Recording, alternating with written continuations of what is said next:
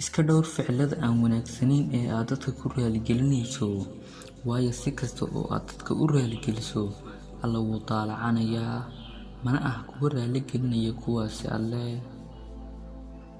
wax lagu raysta runtaa jirtee, dadka u sheeg runta si uu Alle kaaga raali noqdo. wax la garto waxa ugu wanaagsan qiimaha naftaada ee kale si ayna kuu dhibin hadallada dadku.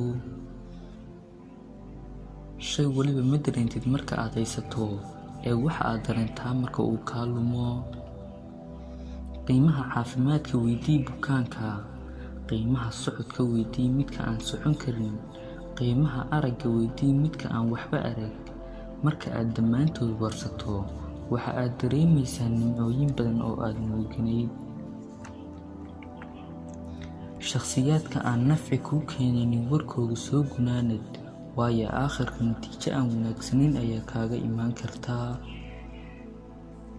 adigu waxa aad mas-uul ka tahay naftaada, ee waxa aan ku cajab gelinaynin isaga tag. hareebin xusuus, haddaad reebtana ha ahaato mid wanaagsan. sidoo kale, iyada oo aan lagu soo xasuusan ayaa ka wanaagsan intii xusuus aan wanaagsaneyn lagugu soo xasuusan lahaa. qofna hasiin waxa uu kaa mudan yahay in ka badan, waayo ubaxa marka la siiyo waraab badan waa uu dhintaa. dadkuna waa sidaasi oo kale, ee ha uga badin waxa uu kaa mudan yahay. wasalaamu calaykum waraxmatullaahi wabarakaatuh.